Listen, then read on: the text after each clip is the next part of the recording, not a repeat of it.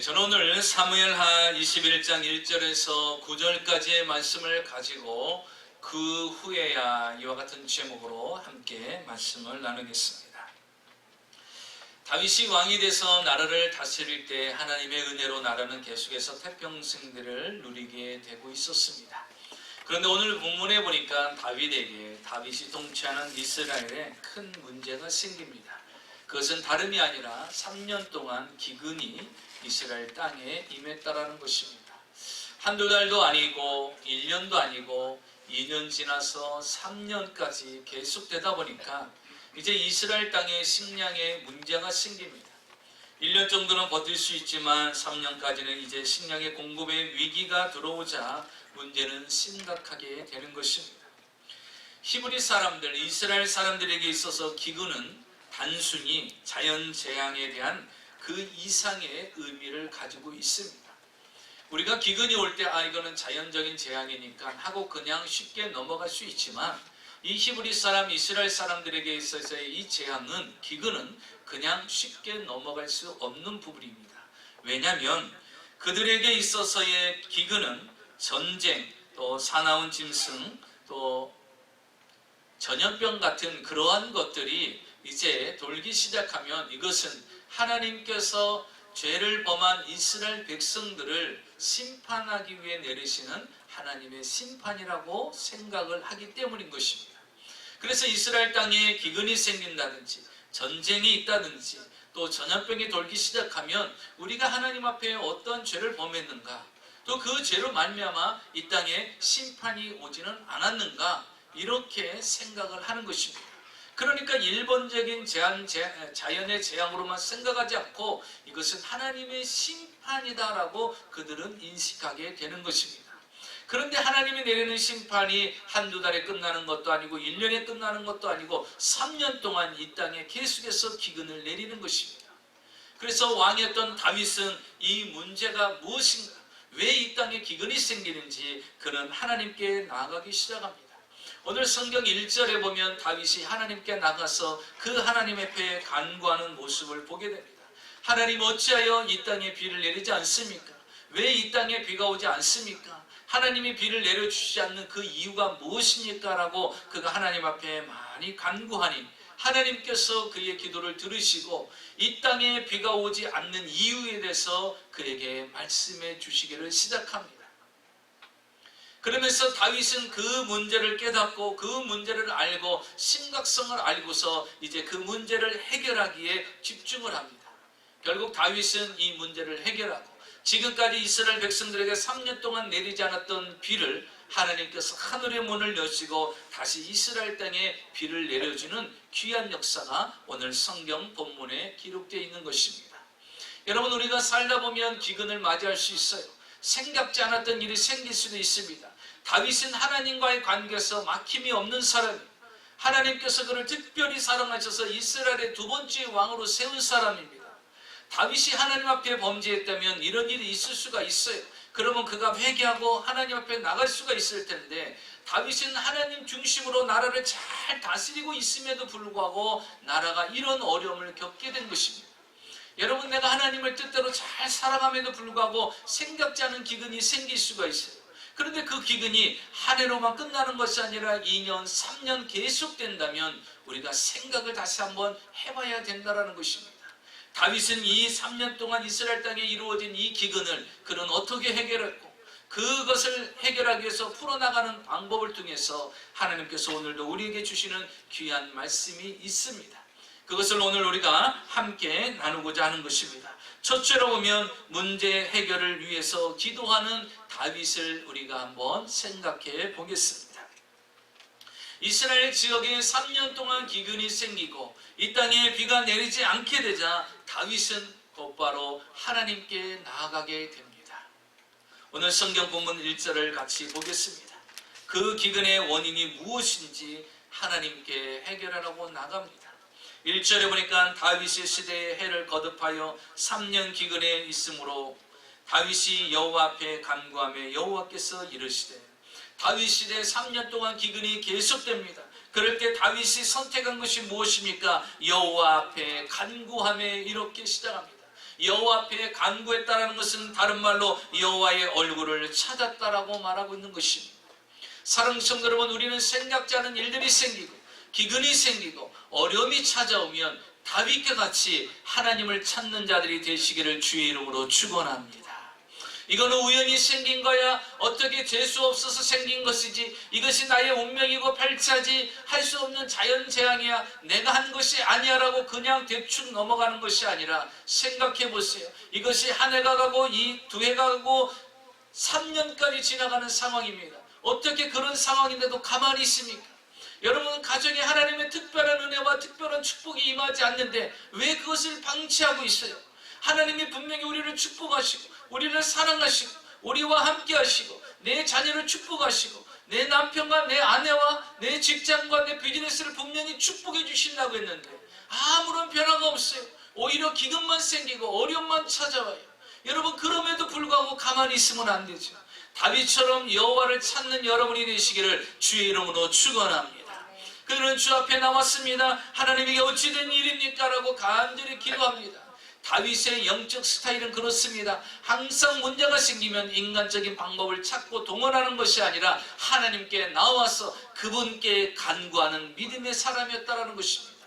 사랑하는 성도 여러분, 세상에 바쁜 사람이 되지 말고 하나님을 찾는 여러분이 되시기를 주의 이름으로 축원합니다.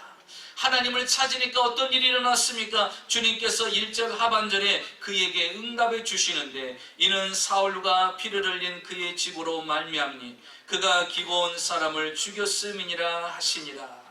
전혀 다윗에게 생각지 않은 뜻밖의 말을 주님 앞에 듣게 됩니다. 사울이 등장하고요, 기브온 족속이 등장합니다.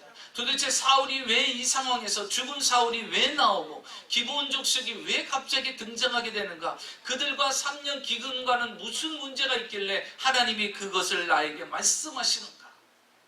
사랑하는 성도 여러분, 주님은요, 기도하시면 응답해 주시는 분인 걸 믿으시기 바랍니다. 주님은 기도하시면 가르쳐 주셔요. 성경에 보니까요, 이렇게 다윗 같은 똑같은 상황을 맞이한 사람이 있었어요. 그는 바로 여호수아입니다. 여호수아는 요단강을 건넙니다. 그리고 여리고성을 무너뜨렸어요. 그리고 그 다음에 만난 성이 아이성입니다. 여러분, 생각해 보세요. 사람이 어떻게 요단강을 건널 수 있겠습니까? 그런데 요단강이 쫙 갈라지면서 이스라엘 백성들이 다 건너가요. 그 다음에 만난 성이 여리고성인데 내성과 외성으로 아주 견고하게 쌓아진 성입니다. 그 성은요, 이스라엘 백성들이 무너뜨릴 수가 없이 그렇게 견고합니다.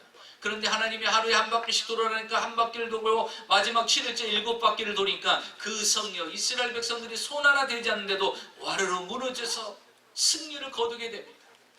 그 다음이 아이성이에요. 그래서 여호수아가 정탐꾼들을 부릅니다. 너희들 가서 정탐하고 돌아와라. 우리가 몇 명이 올라가면 저들과 싸워 승리할 수 있는가? 그래서 여호수아가 정탐꾼을 아이성에 보냅니다.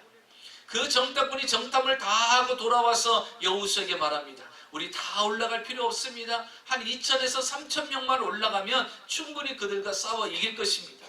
그러자 여호수아는 그래, 그럼 최대 숫자인 3,000명을 데리고 올라가라 그러십니다. 그래서 3,000명의 군사를 거느리고 아이성에 올라갑니다. 요단강을 건넌 사람들이에요. 여리고성을 무너뜨린 사람들입니다. 3,000명의 군사를 해결될 수 있는 아주 간단한 아이성입니다. 승전가를 들을 줄 알았어요. 그런데요, 갑자기 생각지 않은 일이 생깁니다. 그것은 바로 이 아이성 사람들이 공격을 하였어요. 3,000명 군사들 가운데 36명, 36명이 그만 죽게 되는 거예요. 여호수아가 이스라엘의 지도자가 된 처음으로 희생자가 생긴 거예요. 여호수아에겐 그가 지도자이니 얼마나 충격적이겠어요. 완벽했어요. 정탐꾼의 말을 들으면 3,000명, 아니 3,000명이면 된다 그래서 최대 수치를 보냈으면 당연히 이길 것이죠. 그런데 36명이 죽은 거예요. 그래서 여호수아는요, 이상하다, 하나님과 우리 사이에 막힌 게 없고 하나님이 우리 길을 인도하시는데 왜 생각지 않은 이런 일이 생기는가? 여러분, 생각지 않은 일이 생기면요, 어떻게 해야 될까요? 주님께 물어야 됩니다. 주님을 찾아와야 돼요. 여호수아가 기도합니다. 하나님, 도대체 이게 어떻게 된 일입니까? 하나님이 우리를 요단강을 건너게 하시고 여리고성을 무너뜨리게 하신 주님이 왜 이 간단한 아이성을 못 무너뜨리고 그를 정복하지 못하고 36명의 사람들이 죽어나갔습니다. 어찌 된 일입니까? 라고 하나님께 기도했더니요, 하나님께서 말씀하시는 거예요. 그것은 너희와 나 사이가 약속을 지키지 않았기 때문이다 라는 거예요. 하나님, 우리가 무슨 약속을 지키지 않았습니까? 우리는 주님의 말씀대로 그대로 해왔습니다. 아니다. 한 사람이 거짓을 행한 사람이 있더라는 거예요. 하나님의 명령을 따르지 않은 사람이 있더라는 거예요. 누굽니까? 하나님? 아간이라는 사람이라고 주님이 가르쳐 줍니다. 그래서 아간을 불렀어요. 내가 도대체 하나님 앞에 어떤 죄를 범했느냐 이렇게 물어보니까 여리고성을 점령할 때 하나님께서 원칙을 했어요. 너희들이 이 여리고성을 점령하게 되면 그 전리품으로 얻는 모든 전리품은 무조건 여호와의 곳간에 쌓아두라 그랬어요. 어느 누구도 갖는 사람이 없으라고 분명히 주님이 말씀했어요.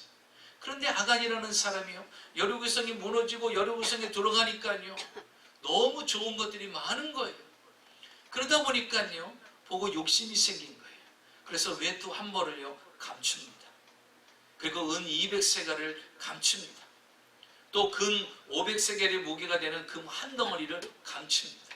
그러면서 그걸 가지고 자신의 집으로 가서 자신의 장막터 밑에다가 땅속에 묻어둡니다. 아무도 안 봤다, 완벽하다라고 생각을 했을 거예요. 근데 주님이 그거를 기억합니다. 주님이 그거를 기억합니다. 그가 내 법을 어겼느니라. 그때 여호수아는요 그 아간을 잡아다가 하나님 앞에 처형을 합니다. 그리고서 다시 아이성을 공격합니다. 어떻게 됐죠? 승리를 거두게 되었다는 사실입니다.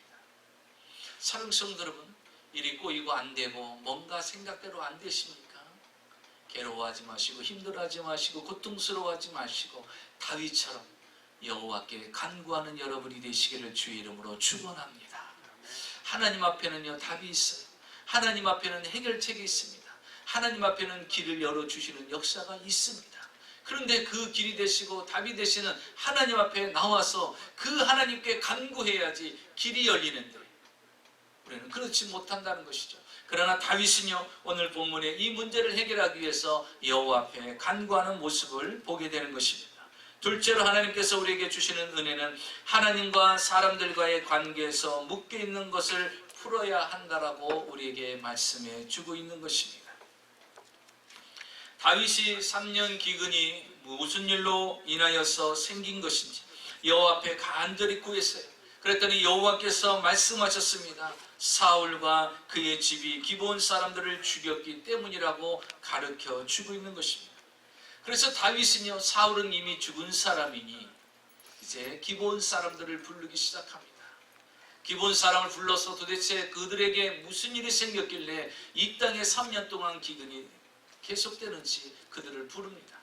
여러분, 기브온 사람들은 어떤 사람입니까? 이 기브온인 족속에 대해서 이야기하려면요 여호수아 시대로 거슬러 올라가야 됩니다. 여호수아가 요단강을 건너고 여리고성을 무너뜨리고 아이성을 점령하고 계속해서 승승장구하고 가나안 땅을 점령해 나갈 때 가나안 땅에 있는 족속들 중에서 이 아모리 족속 또 기브온 족속이요 그들을 지켜보고 있어요. 이스라엘 백성들이 계속해서 가나안 땅을 점령하고 오고 있는데 이제 자신들에게 다가오고 있는 거예요. 그런데 이 기브온 족속들은요 가만히 이스라엘 백성들을 살펴보니까 여호수아 군대를 살펴보니까 자신들이 그들과 싸워 이길 수 있는 방법은 없겠다라고 판단을 한 겁니다. 그러니까 결국 이스라엘 백성들과 싸우면 우리는 질 수밖에 없다. 그러니 그들과 환신하는 것이 가장 좋다. 이렇게 생각하고 이 기브온 족속들은요 이제 위장을 하기 시작합니다. 옷을 다 낡은 것으로 만들어 갖고 입고 샌들도 다 낡은 것으로 몸은 다 먼지에서 온 것처럼 흙먼지로 만들고 떡덩이는 곰팡이가 나게끔 만들고 물은 다 없어서 다 새어나간 채 헤어진 것처럼 그렇게 하고서요 이 기브온 족속들이 여호수아 있는 이스라엘 백성들을 향해서 옵니다. 여호수아가 그들에게 오니 당장 죽이지는 못하죠. 너희들이 어디에서 왔고 왜 우리에게 왔느냐 물어봅니다. 그러니까 그들이 거짓말을 해요. 우리는 저 먼 지방에서 왔고 우리는 당신들과 함께하기 위해서 왔습니다. 그러니 우리를 종들로 받아주시옵소서. 생명을 부지하기 위해서 위장하고 거짓말로 여호수아에게 온 것입니다. 그러니까 여호수아가 그들을 불쌍히 여기셔서 그래 알았다. 그럼 우리 너희들과 화친하자. 그러면서 하나님 앞에 맹세를 합니다. 너희들은 이제 이스라엘과 같이 우리 안에 같이 거할 것이고 이제 어느 누구도 너를 해하는 사람이 없을 것이다. 그래서 이스라엘 백성들에게 선포합니다. 여러분, 여기 있는 이 기본 족속은 앞으로 어느 누구도 살해를 해서는 안 됩니다. 죽여서는 안 됩니다라고 선포를 했습니다. 그리고서 기본 족속들에게 이런 일거리를 줬어요. 성전에서 나무를 패는 일, 또 물을 길어오는 일을 그들에게 맡겼습니다. 그래서 그들은요, 성전 옆에서 시중을 들면서 나무를 패는 일을 하고 물을 떠다주는 일을 하면서 하나님 앞에 제사 드리는 일을 하게끔 도와준 사람들이 기본 족속이에요. 그러니까 이방인임에도 불구하고 그들은 이스라엘 백성들 안에 속해 있는 동맹을 맺은 화친을 맞은 그러한 민족에 속해 있는 것입니다. 자, 이렇게 이 기본 족속은요, 지금도 이 다윗 시대 때도 그들 안에 속해져 있는 것입니다. 이렇게 이스라엘 백성들 안에서 여호수아가 이제 그들에게 언약을 함으로 말미암아 이스라엘 사람들과 같이 살게끔 되었어요. 그런데 오늘 성경 2절을 볼까요? 2절 중간에 보니까 이렇게 말합니다. 이스라엘 족속들이 전에 그들에게 맹세했다라는 것은 바로 여호수아가 맹세한 거예요. 그런데 사울이 이스라엘과 유다 족속을 위하여 열심히 있으므로 그들을 죽이고자 하였더라. 이에 왕이 기본 사람을 불러 그들에게 물으니라. 이렇게 말하고 있어요. 사울 왕이 이스라엘과 유다 자손을 위해서 열심을 냈다라는 거예요. 자, 어디로 또 올라가야 되냐? 사울 왕께로 또 올라가야 됩니다. 사울이 왕이 됐어요. 그리고 나라를 다스리고 통치하는데 보니까 이방인들이 있는 거예요. 그 이방인이 누구예요? 기본 족속인 거예요. 근데 기본 족속이요, 이스라엘의 보호 안에 있다 보니까요, 이제 평안한 거예요. 근데 사울 왕이 볼 때는 이방인이기 때문에 마음에 안 들어요. 마음에 안 들어서 이를 어떻게 해야 될 것인가? 그래서 유대인들 중에서도 마음에 안 들어하고 이스라엘 사람들 중에서 마음에 안 들어하니까 그들을 이 땅에서 내쫓아야 되겠구나. 사울 왕이 혼자 그렇게 생각한 것입니다. 그래서 그들을요, 학살하기 시작합니다. 그리고 이 땅에서 떠나가라고 겁도 줍니다. 그렇지 않으면 너희들은 계속해서 죽어나갈 것이라고 겁을 주기 시작을 합니다. 그때 그들은 말하죠. 여호수아 시대 때 하나님 앞에 맹세하여 우리를 지켜주고 보호해주겠다고, 우리와 끝까지 가겠다고 하는데 왕이여, 왜 당신은 우리들을 해합니까? 이렇게 이야기를 하는 것입니다. 그러면서 기본 사람들은요, 그때부터 마음에 한을 맺기 시작합니다. 왜? 자기 식구들을, 자기 가족들을 사울 왕이 죽이기 시작했기 때문인 것입니다. 여러분, 오늘 성경이 뭐라고 말하죠? 열심 때문이라고 했어요. 사랑하는 성도 여러분, 지식 없는 열심은요, 사람에게 악을 행하는 것입니다. 지식 없는 열심은요, 상대방에게 상처를 줄 수가 있는 것입니다. 지금 분명히 하나님께서 그들 앞에 여호수아가 맹세하고 그리고 그들을 지키겠다고 하는데 그것을 누가 깨는 겁니까? 사울 왕이 깨는 거예요. 마치 자기가 하나님처럼 자기의 열심을 가지고 이스라엘 백성들 보는 앞에서 이 기본 족속을 처형하기 시작하는 거예요. 그러니까 하나님 앞에 맹세한 걸 누가 깨는 거예요? 사울 왕이 깨기 시작하는 거예요. 그러니까 이 나라는 어떻게 됐어요? 하나님과의 관계에서 막혀버리게 된 것입니다. 그래서 그는 알게 된 것이죠. 다윗은 사울 왕이 하나님의 법을 어겨서 기본 사람들을 죽였구나라는 사실을 알게 됐어요. 그래서 하나님 앞에 회개합니다. 하나님과의 관계를 풀기 시작합니다. 그러면서 두 번째 푸는 것이 있어요. 하나님과의 관계가 풀고 난 다음에 그 다음에는요, 사람과의 관계를 풀기 시작합니다. 사랑하는 성도 여러분, 우리가 이걸 분명히 알고 신앙생활해야 됩니다. 그것이 무엇이냐면요, 하나님과의 관계만 푸는 것이 아니라 사람과의 관계도 반드시 풀어야 된다는 사실입니다. 어떤 분들 그런 분들이 있어요. 나는 하나님과의 관계만 잘 맺으면 된다는 거예요. 사람들 상관없어. 그 사람들이 어떻게 하든 상관없어. 나는 하나님과의 관계만 잘 맺으면 돼. 이렇게 이야기하는 분이 있어요. 여러분, 이거는 하나님의 방법이 아니에요. 하나님의 방법은요, 하나님과의 관계도 막힘이 없어야 되지만 사람과의 관계도 막힘이 없어야 된다는 것이에요. 지금 이 땅에 비가 오지 않는 이유가 무엇입니까? 지금 기본 사람들의 마음이 닫혀져 있어요. 그 한이 하나님께 상달이 되었다라는 사실입니다. 그래서 다윗이 그들을 부릅니다. 그러면서 그들에게 물어봅니다. 물어보는 것이 무엇입니까? 이제 3절에 보니까 내가 너희들에게 어떻게 속죄하면 되겠느니, 너희가 이스라엘 백성을 위해서 어떻게 하면 복을 빌 수 있겠느니 나한테 이야기하라는 거예요. 너희가 어떻게 하면 그 마음의 상처와 아픔을 다 씻어버릴 수 있니? 그거 나한테 이야기해라. 그럼 내가 다 풀어주겠다고 다윗이 얘기합니다. 그때 여러분 4절을 보십시오. 기브온 사람들이 뭐라고 대답합니까? 사울과 그의 집과 우리 사이의 문제는 은금에 있지 아니하오니. 여러분, 부부 싸움하고요, 남편이 부인한테 돈 줘보세요. 물론 받는 분도 있어. 받는 분도 있는데 기분 나빠갖고 안 받지. 예? 내가 이거 받냐고. 그렇게 하겠죠? 여러분, 지금 기브온 족속이 하는 말이 그거예요. 사울왕 가문과 우리와 해결할 문제는 은과 금과 돈 가지고 풀을 일이 아니라는 거예요. 돈 가지고 우리 마음이 풀어지질 않는다라는 거예요. 아무리 많은 돈을 왕이여 우리에게 준다 할지라도 이 맺힌 한은 절대로 풀어지지 않습니다라는 거예요. 다윗은 어떻게 해서라도 돈을 주고서 그들을 좀 보상해 주려고 했었어요. 그런데 미리 그들에게 말합니다. 이제 은금으로 되지 않습니다라고 얘기해요. 그럼 어떻게 하냐? 5절과 6절을 보니까요, 그는 이렇게 말합니다. 사울이 우리를 학살하였고 우리를 멸하여 이스라엘 영토 내에서 머물지 못하게 하려고 계획했던 그 사람들, 이 사울의 자손 7명을 우리에게 주십시오. 그럼 우리 기드온 족속을 해한 사울의 가문에서 남아있는 자손들 7명을 달라는 거예요. 우리가 그들을 죽이겠다라는 거예요. 똑같이 그때 당시의 법대로 일은 이로 눈은 눈으로 해야겠다라는 거예요. 그래야 우리의 한이 씻겨진다라는 거예요. 그때 다윗은요, 그들이 간곡히 원하니 할 수 없이 사울왕가의 집안에서 7명의 사람을 찾아냅니다. 그리고 그들에게 처형하라고 내어줍니다.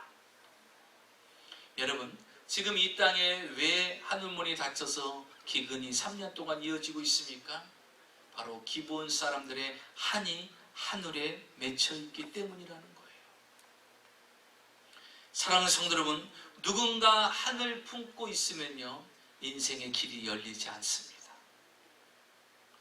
그래서 여러분, 하나님과의 관계도 푸는 것도 중요한데요, 사람과의 관계를 푸는 것도 더더욱 중요하다는 사실이에요.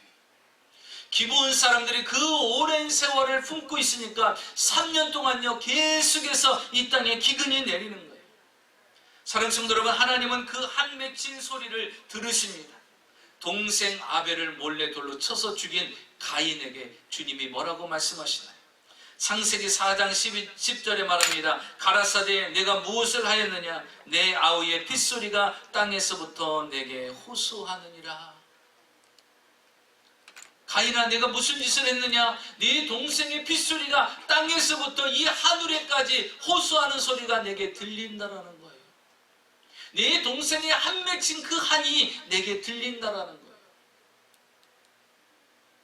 신명기 24장 15절에 보니까 그 품삯을 당일에 주고 해진 후까지 끌지 말라. 이는 그가 빈궁함으로 마음의 품삯을 사모함이라. 두렵건대 그가 너를 여호와께 호소하면 죄가 내게로 돌아갈까 하노라. 주인이 종업원에게 품삯을 줄 때 그 해가 저물기 전에 반드시 주라는 거예요. 그렇지 않으면 그 사람은 궁핍하여서 생활의 어려움을 겪게 될 것이고, 그 주지 않음으로 인해서 마음의 원한을 갖게 되면 너희의 길이 형통하게 되지 않을 것이고, 그의 한 맺힘이 내게 분명히 상달될 거라고 주님은 성경에 그렇게까지 말씀하고 계십니다. 이 말은 무엇입니까? 사람과의 관계에서 막힘이 없어야 된다는 것입니다. 사랑하는 성도 여러분, 살면서 누구에게 한 맺히는 일을 하게끔 하면 안 됩니다. 그리고 여러분도요, 앞길이 열리려면 내 자신이 한을 품고 살아서는 안 된다는 것입니다. 왜 그럴까요? 인생이 풀리지 않기 때문에, 하늘문이 닫히기 때문이라는 것입니다. 성경에 보니까 이렇게 말씀하고 있습니다. 14절을 한번 볼까요? 14절에 보니까 이제 그 7명을 내다 줍니다. 내다 주고서 이제 그들이 처형을 합니다. 그랬더니 3년 동안 닫혀져 있던 하늘문이 열리면서 비가 내립니다. 14절, 사울과 그의 아들 요나단의 뼈와 함께 베냐민 땅 셀라에서 그의 아버지 기스의 묘에 장사되니 모든 왕의 명령을 따라 행하니라. 그 후에야 하나님이 그 땅을 위하여 기도를 들으시니라. 그 후에야. 여러분, 하나님과의 관계가 풀리고 사람과의 묶여져 있던 것들이 풀어져야 하늘문이 열리는 것을 믿으시기 바랍니다.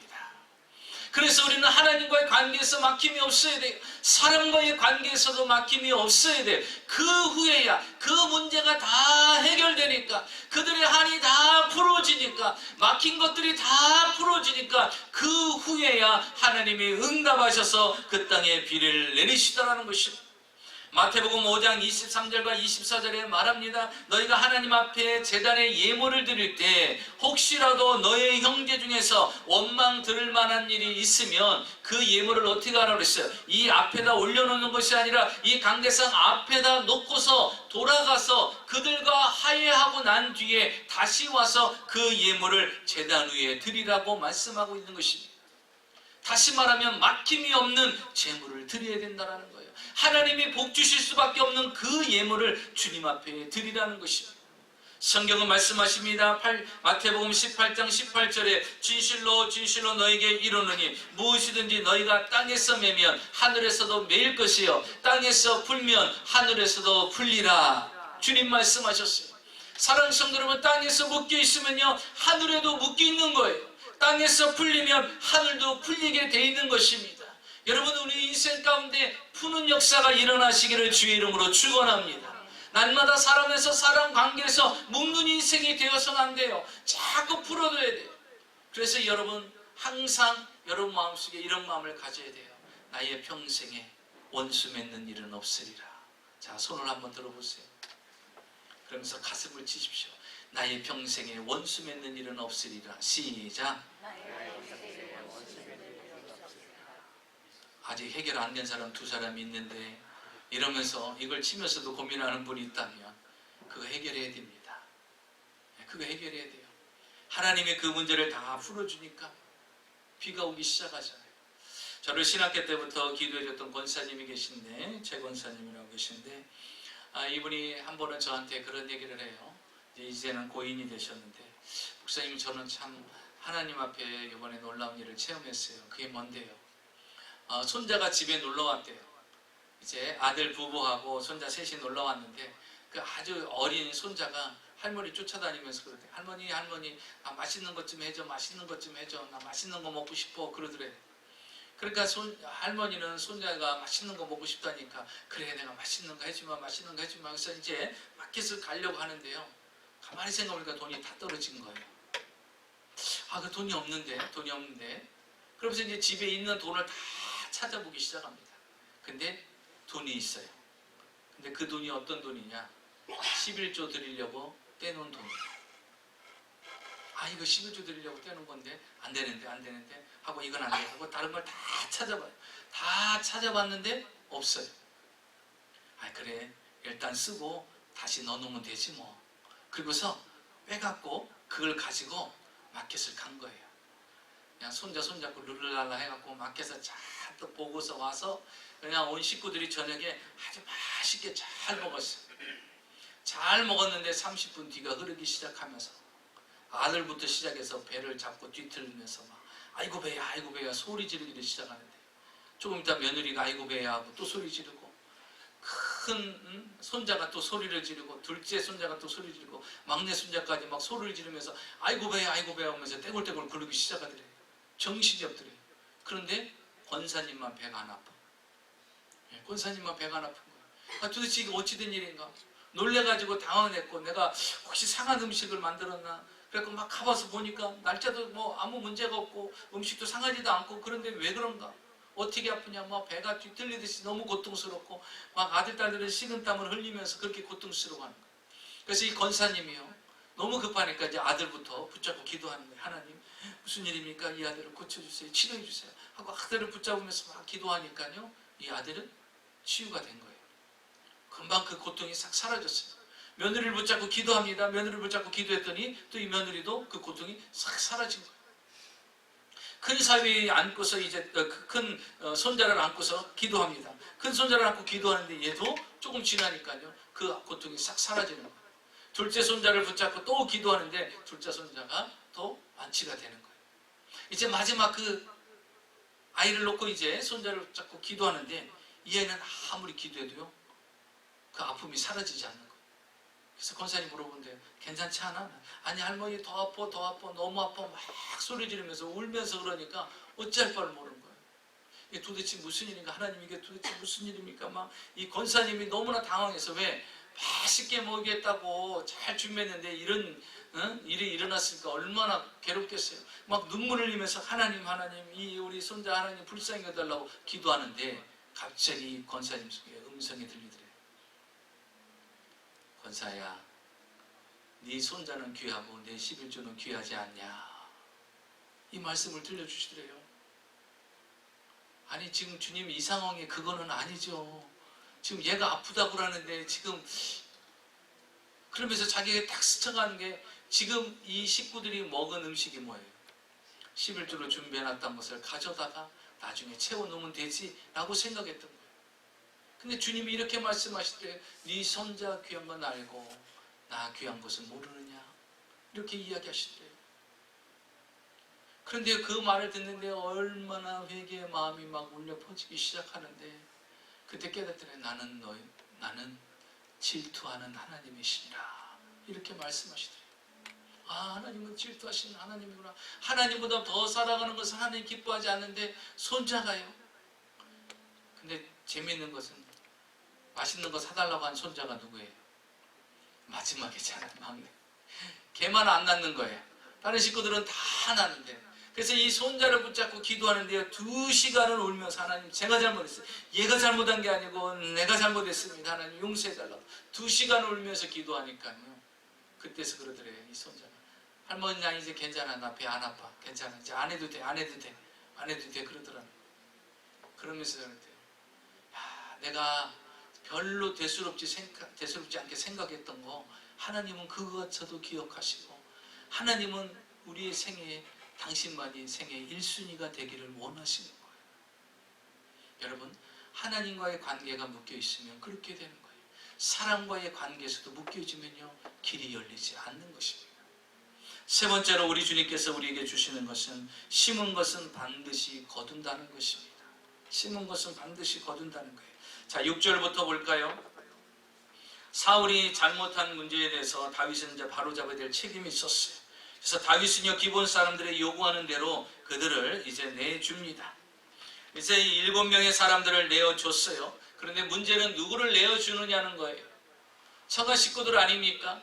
처가 식구들 중에서 누구를 내주느냐는 거예요. 그런데 여러분 7절에 보면 아주 중요한 다윗의 선택이 나와요. 그러나 다윗과 사울의 아들 요나단 사이에 서로 여호와를 두고 맹세한 것이 있으므로 왕이 사울의 손자 요나단의 아들 무비보셋은 아끼고 이렇게 말씀하고 있어요. 자 7명을 내어줘야 돼요. 그들이 7명을 처형을 하겠다라는 거예요. 그래서 다윗이 사울 왕가 집안에서 7명의 사람을 찾아내기 시작합니다. 그런데 그 중에 한 사람 누구? 무비보셋이라는 사람이 있어요. 근데 이 무비보셋은 누구죠? 이스라엘과 블레셋 사람들이 전쟁할 때 이제 이스라엘 사람들이 블레셋에 실패를 했어요. 전쟁에서 피하게 되는 상황입니다. 그래서 그 왕에 있는 사람들이 다 도망을 가는 거예요. 그때 유모가 이 요나단의 아들 무비보셋을 안고 5살 된 아이를 안고 도망갑니다. 도망가다가 그만 놓쳐가지고 이 두 다리를 다치게 되는 거예요. 그래서 이 아이가 저른바리가 돼버린 거예요. 장애자가 된 거예요. 그러니까 그는 평생 장애자로 살아가야 되는 그런 운명이 돼버린 사람이에요. 그런 무비보셋이 지금 여기에 등장합니다. 그런데 7명을 내달라고 하는 거예요. 그럼 여러분 상식적으로 그냥 일반 사람들이 생각할 때 어떤 사람을 내주겠어요? 이 무비보셋 기동하지도 못하고 누군가의 도움을 받아야 되는 이 무비보셋은요 어떻게 되겠어요? 내줄 수가 있는 상대입니다. 더 건강하고 더 똑똑하고 더 나은 사람들은 살려두고 그렇지 못한 어차피 죽을 사람들은 하자라고 생각할 수도 있어요. 그런데 다윗은요 무비보셋은 아낍니다. 왜 아낍니까? 그의 아버지가 누구예요? 요나단이라는 거예요. 그럼 그 요나단은 누구냐는 거예요. 그 요나단은요 다윗이 아버지 사울왕이 죽이려고 할 때 수많은 죽음의 위기의 고비가 있었어요. 그때마다 요나단이 찾아옵니다. 야 다윗 빨리 피해. 우리 아버지가 너 죽이려고 해. 지금 너 죽이려고 계획을 다 세우고 있어. 그러니 빨리 이곳을 피해. 그래서 이 요나단은요, 다윗이 죽을 수밖에 없는 그런 수많은 고비들을 요나단이 나타나갖고 그를 피하게끔 그의 생명을 지켜줬다라는 거예요. 그래서 오늘날 그가 이스라엘의 두 번째 왕이 되게 된 것입니다. 그러면서 그 요나단이 그에게 이야기를 하는 것입니다. 네가 혹시라도 왕이 되면 나에게 맹세하고 나에게 약속해. 내 가문의 자손들은 지켜주겠다고. 그때 다윗이 약속합니다. 그래, 무슨 일 있어도 내가 너의 가문은 지켜주마. 왜? 네가 나한테 한 게 있잖아. 내가 반드시 너를 지켜주마. 그래서 오늘 성경에 보면요, 그는 다른 사람들은 다 내어줘도 요나단의 아들은요, 무비보셋은 챙기기 시작합니다. 여러분, 다윗이 왕이 돼갖고요, 나라를 다 안정하게 만들고 법궤까지 다 찾아오고, 그 다음에 그가 한 일이 무엇인 줄 압니까? 사울 왕가 집안에서 아직도 살아있는 사람이 있으면 찾아봐라. 그랬더니 누가 살아남아 있어요? 무비보셋이 있는 거예요. 요나단의 아들. 그가 다윗 앞에 옵니다. 뭐라고 얘기해요? 개 같은 나 같은 존재를 왜 나를 부르십니까? 나는 아무 가치도 없습니다. 혼자도 도망갈 수도 없는 그런 사람입니다. 개 같은 나를 죽여도 괜찮습니다. 이렇게 무비보셋이 다윗에게 얘기합니다. 그때 다윗이 뭐라고 그러냐? 야, 무슨 소리야? 나는 너를 죽이려고 여기 데리고 온 것이 아니야. 나는 너와 함께 살려고. 너는 나와 함께 살려고 내가 왕궁으로 부른 거야. 너는 이제부터 나와 함께 밥을 먹고 나와 함께 왕궁에서 생활하고 나와 함께 이 왕궁에서 입는 왕자들의 옷을 너는 입게 될 것이야. 그 이유가 뭔 줄 아니? 너희 아버지가 나한테 그렇게 베풀었기 때문에 내가 너한테 베푸는 것이다 라고 다윗이 그에게 이야기를 합니다. 그래서 무비보셋은요, 그 후로부터 어떻게 삽니까? 왕궁에서 왕자처럼 생활합니다. 그리고 사울이 가지고 있던 모든 재산을 누구에게 줍니까? 이 무비보셋에게 다윗이 다 줍니다. 그리고 신하들을 붙여가지고 사람들 하인들을 붙여가지고 그 재산을 관리하게끔 만들어줬어요. 여러분, 세상에는 공짜가 없습니다. 하나님의 법칙은 심은대로 거두게 돼 있어요. 근데 그 심은대로 거두는 법칙에는요, 종류의 법칙이 있어요. 자, 보세요. 요나단이 생명을 걸고 다윗을 지켰더니 다윗이 생명을 걸고 요나단의 아들 무비보셋을 지켜주잖아요. 그래서 여러분, 무엇을 심느냐가 대단히 중요합니다. 그 심은 대로 거두기 때문인 거예요. 여러분, 사울은 어떻게 했어요? 사울은 기브온 사람들을 죽이니까 결국 어떻게 됐습니까? 자기가 그걸 심으니까 자기 후손들은 기브온 사람에 의해서 죽게 되는 거예요. 사랑하는 성도 여러분, 선한 것을 심으십시오. 여러분이 후손이 거둘 수 있는 걸 심으십시오. 더 놀라운 것은요, 요나단이 이미 죽은 사람이에요. 이 땅의 사람이 아닙니다. 이미 죽은 사람이에요. 그런데도 불구하고 그가 심은 것은 죽음 뒤에도 거두게 되더라는 거예요. 내가 심은 거 언제 거둘 수 있을까라고 생각할 수 있어요. 그런데 여러분, 여러분이 심은 건요, 여러분이 죽어서라도 여러분의 후손이 거둘 수 있는 걸 믿으시기 바랍니다. 요나단이 죽었잖아요. 그런데도 불구하고 그 아들이 거두잖아요. 다른 사람들은 다 죽어나가도 요나단의 아들은 아껴서 하나님이 그를 지켜주시는 것을 보게 됩니다.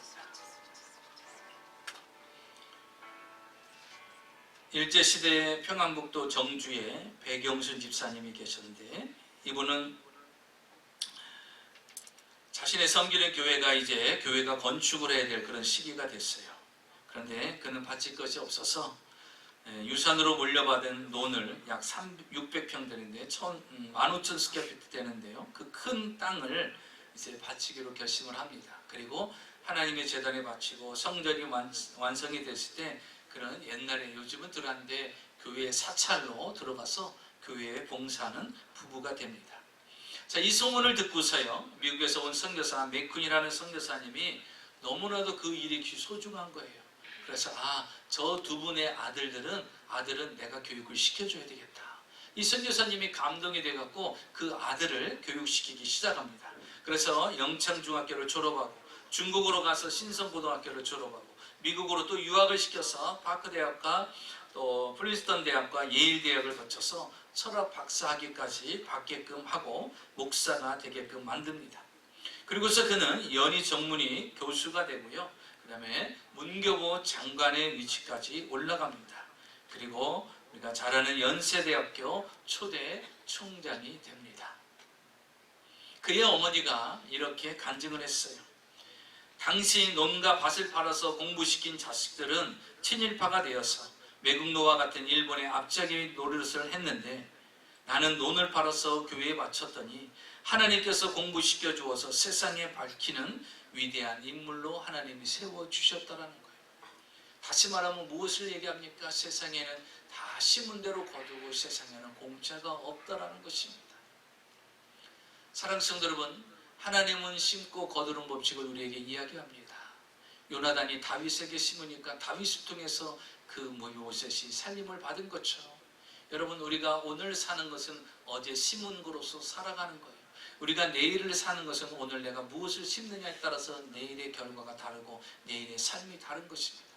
그런데 우리는 이 원리를 알면서도요, 심지도 않고 거둘 거라는 막연한 기대의 욕심을 가지고 살아갑니다.